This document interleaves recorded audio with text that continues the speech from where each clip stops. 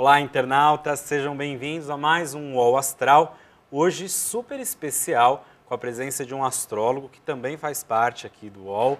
Diariamente ele faz as previsões para os nossos signos, que é o Marcelo Dalla.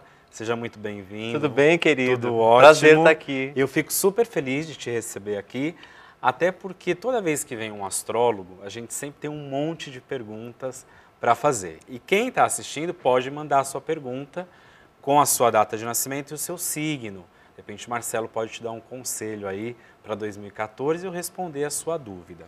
Marcelo, eu quero começar perguntando, como é que você, há quantos anos você estuda astrologia? Você sempre foi astrólogo? Conta um pouquinho da sua história.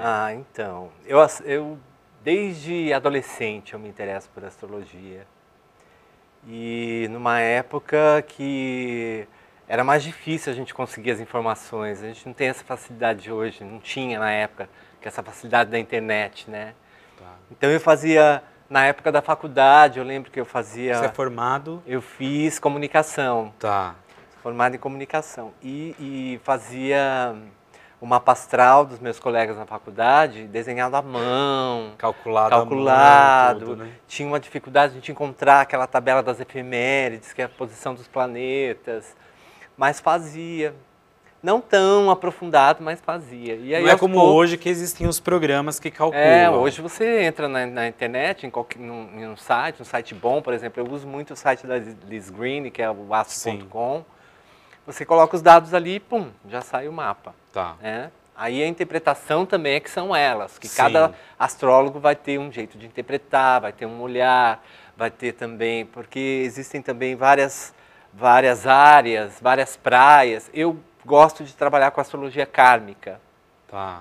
Entendeu? Que fala de outras vidas. Que é uma astrologia mais espiritualizada, vamos dizer assim, mais e que esotérica? leva em conta, não diria esotérica, diria espiritualista mesmo. Tá. E leva em conta a reencarnação, as vidas passadas. Bom, então o nosso papo vai ser bem legal aqui, porque todo mundo se interessa por essa história de vidas passadas. Que ponto do mapa determina a dificuldade trazida de outras vidas? Existe um ponto específico? Existem alguns pontos. O nó do sul, por exemplo, o nó do sul é um ponto que traz indícios de todo o seu passado, não só dessa vida, mas de toda a sua história. É um ponto que traz um resumo da sua alma, de onde você está vindo. Mas o que é o nó do sul? O nó do sul... Traduz pra gente. Tem o nó do sul e o nó do norte. São pontos... Não são planetas? Não são planetas. Tá. São pontos que são cálculos, tá? São cálculos como é que eu vou explicar isso? São cálculos matemáticos. Certo. Tá? Que são chamados por este nome. Nó do sul, ou cauda do dragão e cabeça do dragão. Tá, legal. Tá? Isso eu já ouvi falar. Então, nó do sul, de onde eu vim.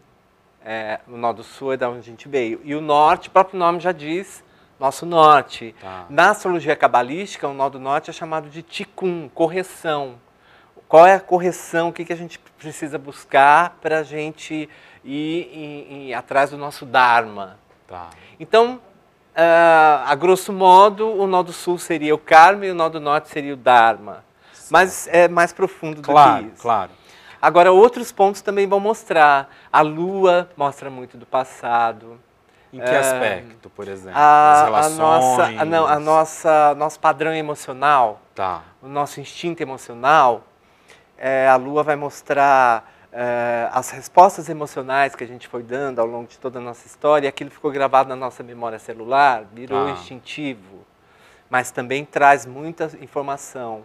Nosso padrão emocional, informação sobre a mãe. Tá. As suas relações com a mãe, em outras vidas. E nessa, né? Também. Tá. Agora... os planetas retrógrados, por exemplo. Se você nasce com algum planeta retrógrado, é raro não ter nenhum planeta... O que é retrógrado? Explica pra gente. O planeta é um movimento ilusório do planeta. Se a Terra está andando mais depressa que o planeta, parece que ele está andando para trás. Tá. Então, sempre vai ter um ou outro planeta retrógrado. Chamado retrógrado na astrologia. E se você... os planetas que você tem retrógrados no mapa são temas que foram mal trabalhados no passado, em vidas passadas, e que agora precisam de atenção especial. É como se você eu costumo brincar, dizer que é como se tivesse ficado de DP naquela matéria. Né? Outro ponto que vai mostrar o passado... Deixa eu ver se E Saturno? Então, Saturno, eu ia o falar nó, do Saturno. que é o nó do nosso mapa nesta vida, Saturno não é? mostra desafios, tanto a história do passado quanto o futuro. Ele vai falar dos dois, porque Saturno é onde está ali um enrosco que a gente precisa se esforçar para ficar competente naquele assunto. Saturno é o mestre que cobra, né? O pai, né? O velho, né? O velho cobrador, né? O mestre, né? Marcelo, deixa eu te perguntar uma coisa. A gente está perto do Ano Novo Astrológico. O que significa o Ano Novo Astrológico e que dia que ele começa? O Ano Novo Astrológico é a entrada do Sol em Áries. Né? É o equinócio de outono aqui pra gente, né? De primavera lá pro hemisfério norte. E é o início do Ano Novo Astrológico, porque Áries é o primeiro signo. Né? E começa quando? Então, varia. Às vezes é dia 20, às vezes é dia 21. Depende muito desse cálculo, porque o Sol não tem essa exatidão todo ano, né? Por isso que tem o ano bissexto, que a gente faz a correção. Mas esse ano, se não me engano, vai acontecer no dia 20. E aí ele dura um ano, vai até dia 19 ou 20. A gente está vivendo, a gente está com o Sol em Peixes agora, a gente está vivendo o final do ciclo do Sol, né? Que o Sol está passando por Peixes, que é o último signo do zodíaco, e o ano astrológico é considerado o início do ano novo astrológico na entrada do Sol em Áries. Então você falando do ano novo astrológico, o ano passado a gente teve um astrólogo aqui no programa e outros convidados que disseram que 2014 vai ser um ano regido por Júpiter. Isso. Qual é a sua visão de 2014 na astrologia? O que Júpiter traz? Como é que está o céu? Então, dá para falar bastante coisa. Então resume, porque já tem um monte de pergunta aqui para você. O ano de Júpiter. Júpiter é o planeta da expansão. Ele é o maior planeta do sistema solar. Ele traz essa ideia de tudo grande, tudo muito, né? Então, um ano... Mas tudo muito no positivo e no negativo? Nos dois. Nos dois, tá. Não é só no positivo. Não. Para a astrologia antiga, ele é considerado o benéfico, grande benéfico. Mas ele expande tudo, né? Ele está em Câncer agora. E ele... vai entrar no meio do ano, em julho, ele vai entrar em Leão. Isso significa o quê? Então, é bom. Ele, na verdade, em Câncer, ele está exaltado, quer dizer, ele está poderosíssimo em Câncer. Mas ele está fazendo aspectos difíceis com Urano e com Plutão até maio. E no final de maio, no final de abril, o Marte vai entrar na jogada. Então, a gente está com uns aspectos tensos agora no primeiro semestre. E eu acredito que vai começar a melhorar o ano a partir de junho. E julho, quando Júpiter entrar em Leão, a gente vai começar... É um ano que promete expansão para as pessoas, para todo mundo. Depois da Copa?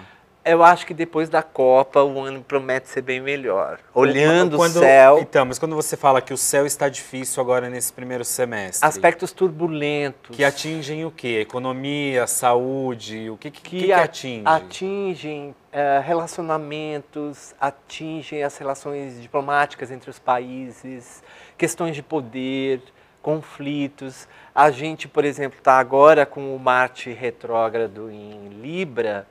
Não é um bom posicionamento para Marte, porque ele rege Áries, o signo oposto. Certo. E ele está retrógrado, ele vai ficar retrógrado até maio. Saturno também está retrógrado, começou a retrogradar agora, vai ficar retrógrado até junho. Isso significa isso significa que as coisas, a gente precisa promover algumas revisões, o Marte em Libra traz lições para a gente de prudência, de paciência, Com de o outro. compreensão com o outro, de aprender a trabalhar em conjunto, de saber esperar a hora certa, controlar a ansiedade, a impulsividade. Então, são lições difíceis, né? Nos dias de hoje, com certeza, mas necessárias, né? É, necessário. Agora, segundo semestre é bom.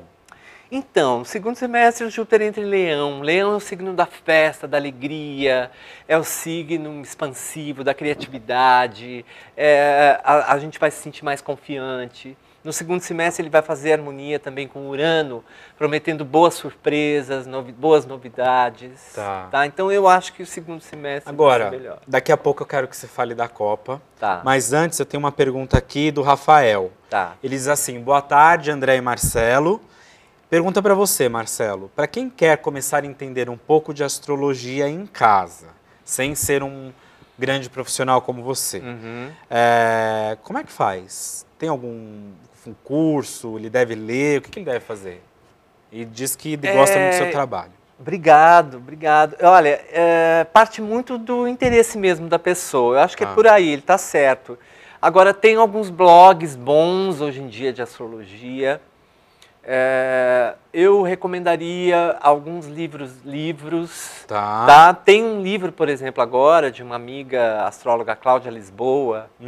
Ela lançou um livro bem recheado. Que fala, assim, bacana, numa linguagem atual, todo o básico da astrologia, a análise dos planetas, os planetas dos signos, os aspectos entre os planetas, tudo que uma pessoa que está começando a estudar precisa aprender.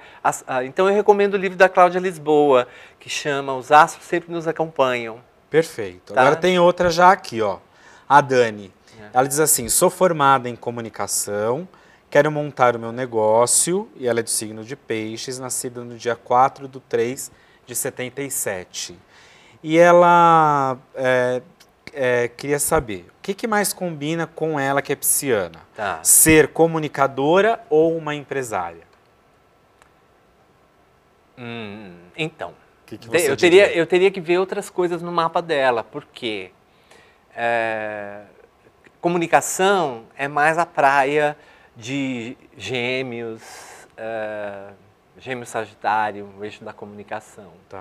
E empresário é mais a praia de Capricórnio, por exemplo. Então, teria que ver no mapa dela se ela tem ascendente Capricórnio, se ela tem alguns planetas fortes, entendeu? Em Gêmeos. O posicionamento desse mapa.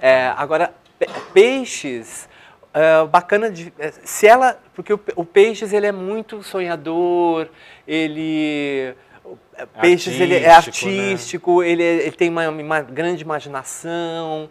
Peixes também gosta de trabalhar muito com espiritualidade, é um signo da transcendência. Se ela tiver os pés no chão, porque os pés no chão está no signo oposto, Virgem, né? Se ela tiver esse fio terra de Virgem, ela pode ser uma boa empresária, uma empresária que tenha imaginação, que tenha criatividade, que trabalhe, que leve fantasia para as pessoas. Ou comunicadora também, né? Comunicadora também. Aí vai depender da escolha, né, do mapa. Vai depender dos outros pontos no mapa. Porque essa coisa da profissão no mapa, a gente olha muito na segunda casa, na sexta casa e na 10ª casa. A segunda casa vai mostrar como a gente lida com grana, basicamente. A sexta casa vai mostrar como que é nosso serviço diário. E a 10ª casa vai mostrar as nossas metas, o nosso sucesso, a nossa projeção profissional. Olha, já que você tocou num assunto super interessante aí, que é a questão do ascendente. Explica pra gente, Marcelo, duas coisas. Como a gente descobre o ascendente? E qual é a função do ascendente na nossa vida? Ascendente depende do horário, né? É o signo que estava ascendendo no horizonte na hora que você nasceu. Então, se você nasceu às 6 da manhã, você vai ter o mesmo signo e o mesmo ascendente. Se você nasceu às 6 da tarde, o seu ascendente vai ser o signo oposto. Agora eu vou emendar outra pergunta aí. Quando é gêmeos, um casal de gêmeos, né? Enfim, dois bebês ou três, enfim, nascem. A diferença vai ser de minutos. Muda o ascendente? Depende. Se tiver bem na divisão ali, pode mudar. A questão de 5 minutos pode mudar. Se tiver bem na cúspide, né, na linha que a gente fala de interseção, pode mudar. Mas eles podem, os gêmeos têm mapas muito parecidos, então eles trazem potenciais muito parecidos, só que esses potenciais eles vão aproveitar, vão utilizar ou vão manifestar de formas diferentes, Tá. né? Mas voltando à questão do ascendente. Qual a importância dele na nossa O vida? ascendente, ele fala muito, ele marca o início da primeira casa. Tá. E a primeira casa fala muito da questão a respeito da gente mesmo, nosso corpo físico, as características do corpo físico, a imagem que a gente passa para as pessoas, o filtro que a gente usa para se relacionar com o mundo. No Jung chamava isso de persona, né? Seria a nossa máscara, mas não é muito isso, porque o ascendente fala muito também os planetas que estão ali na primeira casa. A gente se mostra. Vão falar como a gente a consciência que a gente tem da gente mesmo, a nossa capacidade de ter autonomia, a nossa capacidade de acreditar na gente mesmo, a autoestima, enfim, essas questões mais ligadas ao eu. Tá. Voltando, por exemplo, à astrologia kármica, Certo. casa 7 seria o outro. Se a pessoa traz no passado muitos indícios que ela viveu só casa 7 e agora ela precisa então viver pouco mais o com ascendente, o eu, então isso quer dizer que no passado ela viveu muito em função dos outros e agora ela precisa adquirir autonomia, E o confiar no contrário? seu taco, no seu poder de decisão. Contrário, no passado, se ela viveu muito só em função da casa 1, ela foi muito egoísta, pensou só nela, ela foi muito impulsiva, enfim, traz algumas karmas, algumas questões, e agora ela precisa aprender a se abrir para o outro, a formar parcerias, a cultivar as habilidades sociais, a diplomacia. Isso tudo você consegue Isso a gente vê no mapa. olhando o mapa e dizendo para a pessoa, interpretando. É. Mas olha, tem uma pergunta aqui da Michele Alves, que ela diz assim, boa tarde, adoro o tema. Marcelo, por favor, quero saber como será o meu ano profissional em 2014. Trabalho por conta própria há 2 anos e o dinheiro não está entrando. Será que é alguma coisa que eu estou deixando de fazer? Ela é leonina, nascida do dia 1/8/81. Então, olha, já vou dizer uma coisa bem bacana. Eu teria que ver seu mapa. Para falar em detalhes, a gente tem que ver o mapa, né, da pessoa. Mas como ela é leonina, lembra que eu falei que Júpiter vai entrar em Leão a partir depois de julho? Depois da Copa, né? Depois da Copa. Então, eu já posso dizer porque ela pode esperar coisas boas para o segundo semestre. Que promete o segundo semestre, os leoninos vão estar com a corda toda. Ai, que bom. Isso até o fim do ano? Até o fim do ano. Então, os leoninos vão segurar o ano da metade do ano para frente. Os leoninos podem esperar coisas boas. Tá, e a Copa? Como é que tá o céu para a Copa? Então, tá bom? A gente vai ter um probleminha na Copa, porque assim, eu olhei por alto, né? Eu não vi o mapa do Brasil, mas Qual que é o signo do Brasil? É Virgem, né? Virgem, porque 22 de setembro, né? A independência do Dia Brasil. 7, né, de setembro. 7 de setembro, desculpa, É virginiano também. Então, eu pergunto para todo astrólogo que vem, para a gente saber se o Brasil realmente é virginiano. Porque é em cima do mapa da independência. Agora, o ascendente é controverso. Alguns dizem uns, outros dizem outros. Mas, enfim, voltando à história da Copa... O céu da Copa, como é que está? Então, a gente tem 3 vezes por ano, Mercúrio fica retrógrado durante 3 semanas, em média, tá? Todo ano? Todo ano. Quando Mercúrio fica retrógrado, Mercúrio rege a comunicação, tudo que comunica. Quando Mercúrio fica retrógrado, a gente acabou de sair de um Mercúrio retrógrado. Dá problema, dá mal entendido. Você fala sabe? Entende a abecedário inteiro. Você combina, porque Mercúrio tem muito a ver com repensar as coisas, rever, revisar. Então, é comum a gente mudar de ideia, é comum ter erros de interpretação, errinhos o trânsito fica mais complicado, o comércio fica mais complicado, porque fica truncado. Tá. E a gente vai pegar o Mercúrio retrógrado na Copa. E você acha que isso pode afetar diretamente ao quê na Copa? Pode afetar, por exemplo, trânsito tende a ficar mais complicado, os deslocamentos ficam mais complicados, comércio, erros, sabe, desvio, engano, documento, perda de documento, bagagem, confusão, porque a gente vai estar recebendo muito turista, né? Sim. E, por exemplo, mesmo no jogo, pode ter erro, mudar de ideia, sabe? Juiz apitar errado, sabe essas coisas? Uhum. Pode bom, acontecer tomara isso. que o juiz apite errado em favor do Brasil, né? Isso aí vai ser bom, né? Ou apite errado para outros países, né? Favorecendo a nós. Agora, olha, outra pergunta da Yasmin. Oi, André e Marcelo. Rompi um relacionamento amoroso recentemente e por interferência da família, do meu namorado, que são muito dominadores, isso acabou acontecendo. Fiquei decepcionada, mas de acordo com a orientação feita por mim num outro programa que ela participou, se tratava de um resgate kármico. Então ela é de Câncer, do dia 19 de julho, e ele de Áries, 25 de março. Câncer com Áries. Ela está dizendo assim, vocês podem me dizer algo a respeito? Vou passar a bola para você, porque hoje você é o convidado. Câncer com Áries é complicado, né? Por quê? Porque Câncer é todo sensível, gosta de ficar em casa, é acomodado, gosta de carinho, de cuidado, de afeto. Câncer, ele é mais acolhedor. E o ariano é inquieto, tem uma coisa, uma sede de novidade, e é muito sincero, é muito espontâneo. A Áries não pensa muito antes de falar, então ele não tem muitas papas na língua, e aí Câncer pode ficar magoado, e fica essa coisa assim, Áries é fogo, Câncer é água, sabe? Fica água com fogo, fogo apaga a água ferve fogo, enfim, entendeu? Eu não sei, eu acho que o canceriano, como é sensível, não sei, ele devia achar o ariano um pouco agressivo demais. Acho que eles deveriam, não sei se está, mas acho que o conflito devia acontecer aí. Tá. Entendeu? E vice-versa, não? E vice-versa, porque o ariano também não tem muita paciência para, sei lá, às vezes Câncer tem essa tendência de ficar assim, chantagem emocional, sabe, essas coisas. E Áries não tem muita paciência. Agora, olha que legal. O Davi diz o seguinte. Boa tarde, Marcelo. As crises na Ucrânia com a Rússia e o desaparecimento do avião podem ser entendidos pela astrologia? Sim. E o que estaria relacionado com as luas sangrentas? Você já ouviu falar disso? Então, as luas sangrentas não é muito a praia da astrologia, é uma outra história. Tá.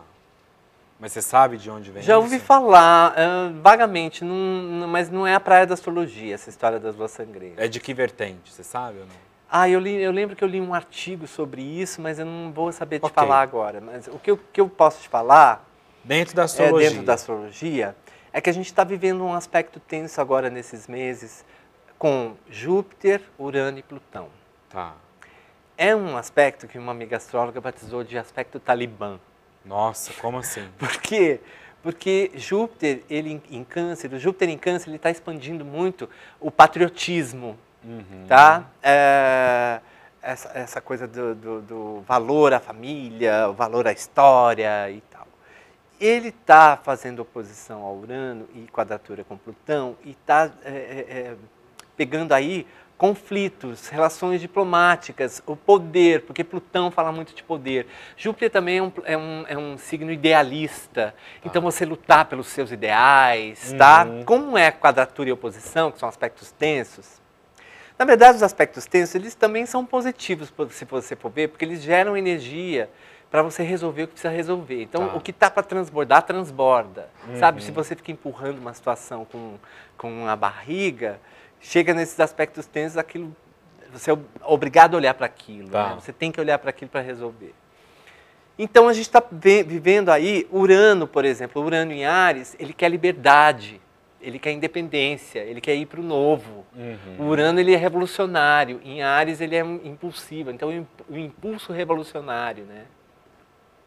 E Plutão em Capricórnio fala das instituições, as instituições que estão cristalizadas, o povo que está no poder, o povo que não quer largar o osso, esse povo que está no poder e que não quer mudar, que fica amarrando. Então é o novo quer chegar, mas o velho fica amarrando. Então é uma panela de pressão. Aí entra esse Júpiter idealista lá em em Câncer, patriótico, e aí, então está acontecendo com a Ucrânia, né? A Ucrânia é um país que está brigando com a Rússia, né? Eles estão defendendo o país deles, né? Eles estão desculpa, bati até o microfone. Já ouviu, né? Empolguei aqui. E, então, assim, defender os seus ideais, custe o que custar, né? E aí isso pode dar guerra. Agora, em abril, a gente vai ter um Marte entrando nessa jogada. Aí piora, então, abril entorna o caldo. Tá. Entendeu? Agora, você que faz previsões todos os dias, aqui para o site UOL, né? Para o canal Mulher, né? Você presta atenção, quando você está fazendo todos os dias lá, as previsões, com o que está rolando no mundo? Você faz automaticamente essa conexão ou não? A gente vai fazendo, a gente pensa no coletivo e pensa no individual, né? Por exemplo, isso tudo que eu falei aqui agora dos países, individualmente, quais são os nossos padrões antigos que a gente está tentando mudar e vai tendo recaídas e a gente, não, agora eu consegui mudar, agora eu vou conseguir ir para o novo. De repente volta alguma coisa velha nossa que a gente fala, putz, ainda não consegui, sabe? A gente fica, esse conflito entre o velho e o novo dentro da gente também, né? Então a gente isso é uma coisa coletiva que né, que rola coletivo, planetariamente e individualmente. Mas eu olho também no horóscopo os ciclos lunares, a Lua fala muito do mood, como está o dia, o clima do dia, né? Eu olho muito os ciclos, tanto lunares quanto solares, então acho bacana e importante a gente se conectar com os ciclos da natureza. A lua nova, a lua minguante, a lua crescente, né? Elas também são momentos de se recolher, momentos de começar, de expandir, né? Os ciclos solares também, né? Ciclos do Sol.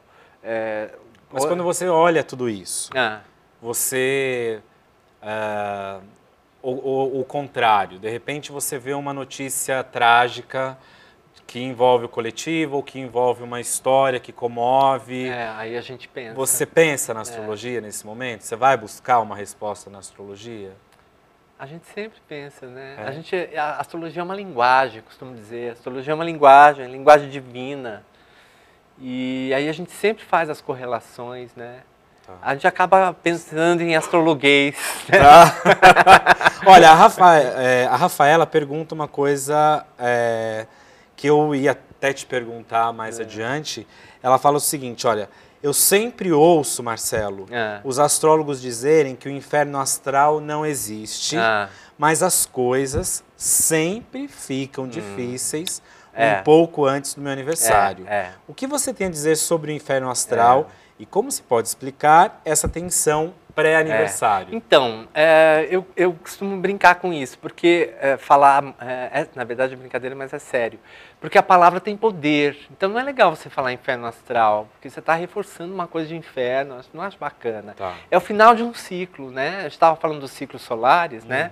Então, um mês antes do seu aniversário, você está no final do ciclo, então normalmente cai a tua energia, é um período que você tem que descansar mais, se resguardar, você está vivendo o final de um ciclo. De repente, situações que você também fez vista grossa durante o ano todo e que você precisa finalizar, elas vêm à tona para serem finalizadas. É um momento que você tem que finalizar as coisas. E aí, no seu aniversário, você vai receber uma injeção de energia, de vitalidade, de confiança do Sol, porque o Sol vai fazer conjunção com o seu Sol natal. Né? Todo ano o Sol dá uma volta ali. Então, você vai receber uma recarga aí de energia, de vitalidade. Então, o mês que antecede o aniversário é um período chatinho, sim, porque cai sua energia. Você pode, de repente, ficar gripado, você pode ficar, sabe, você fica mais fim de ciclo, vulnerável. Como você falou, né? Então, você tem que se resguardar mais. Não é um período para você começar as coisas. Deixa para começar depois do aniversário. Né? E por falar em aniversário, eu já ouvi alguns astrólogos dizerem, já li até em algumas revistas, que depois dos 30 anos a gente deixa de ter o signo solar e passa a viver o ascendente. Isso é uma outra história, uma Isso outra é verdade lenda. ou não? Não sei de onde surgiu essa lenda. Não li até hoje em livro nenhum falando sobre isso. Tá. Não sei quem que inventou essa história. Porque o ascendente é aquilo que eu falei. É a nossa imagem, traz informações sobre o nosso corpo físico, a nossa capacidade de autonomia, de confiança, de tomar decisão, de nosso poder de decisão. Você acha que o ascendente também pode ser uma conquista ascendente pessoal ou não? Também, Conquistar depende. aqueles atributos? Sim, depende. Se no mapa você tem desafios ali que você precisa buscar na primeira casa, né? Tá. Mas por que depois dos 30 você vai viver mais a primeira casa? Não faz sentido. Tem lógica. Não tem lógica. Então, nasceu com um signo, morre com aquele signo. Se você tem o Sol naquele signo, você é que signo? Virgem. Virgem. Se você nasceu com o Sol em Virgem, Sol também é um desafio futuro. Então, Sol é consciência. À medida que você vai expandindo sua consciência, buscando o seu autoconhecimento, você vai cultivando e manifestando as qualidades de Virgem. E se você veio com Sol em Virgem nessa vida, as qualidades de Virgem são curativas e equilibradoras para a sua história. Então você veio aprender a ser virginiano nessa vida, porque para a sua história era importante isso. Entendeu? Então não tem como mudar, né? Você não veio virgem por acaso. Tá. Entendeu? Entendi, assim como todo signo, né? Agora, o Eduardo fez uma pergunta que eu acho que eu sei o que você vai responder, que você já falou um pouco aqui, mas eu vou deixar para você falar. Ele diz assim, olha, eu sou canceriano do dia 23 de junho de 84, a esposa dele, Leonina. Planejamos um filho para este ano. Como está o astral em relação à família para os cancerianos e leoninos? Para os dois, está ótimo com Júpiter. Júpiter em Câncer, se Câncer é família e Júpiter é expansão, a gente está no período para expandir família, né? E Leão, depois... Que vai estar com a corda toda, né? Leão também é um signo que fala muito dos filhos, das crianças. Então vai estar bom também para filhos, para crianças. Então está um ano ótimo. Está um ano ótimo? Marcelo, você acha que todos os signos, parece meio óbvia a pergunta, mas eu quero fazer porque tem muita gente que está assistindo a gente que não entende de astrologia. Eu já ouvi muitas pessoas dizerem assim, eu não curto um ariano porque eles são muito impulsivos, escorpiano é falso. Como é que é essa sua visão de cada signo? Todo signo tem as suas qualidades e as distorções dessas qualidades, né? Então, o seu lado luz e o lado sombra, né? Vamos dizer assim. As pessoas costumam, por exemplo, o escorpiano é injustiçado, né? As pessoas têm medo de escorpião, tem uma lenda com escorpião. Sim, é verdade. Escorpião e ariano também tem muito, né? Mas, na verdade, é importante a gente conhecer as qualidades e as distorções, porque para a gente cultivar as qualidades. Na verdade, aí a gente vai ver no nosso mapa se os indícios do passado estão mostrando determinados signos, vão mostrar que a gente pode ter vivido aquelas distorções em relação àqueles signos. E para a gente agora buscar crescimento, a evolução, o Dharma, o aprendizado, outros pontos no mapa vão mostrar os desafios futuros das qualidades de outros determinados signos que a gente precisa cultivar para equilibrar a história.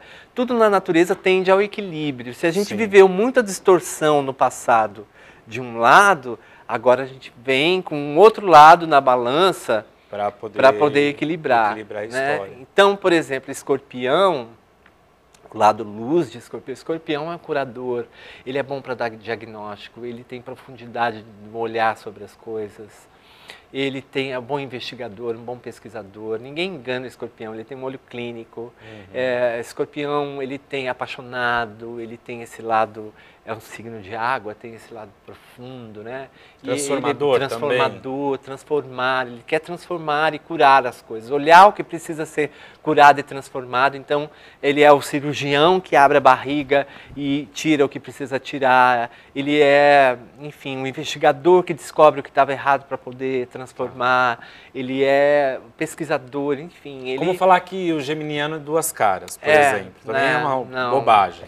O lado negativo do escorpião é que ele tem essa coisa do segredo, do mistério, e o escorpião precisa aprender a perdoar. A palavra-chave para o escorpião é o soltar, é o desapego, é a transformação, é o signo da transformação, é o signo da fênix, né, que renasce das cinzas. Então ele é né? rancoroso.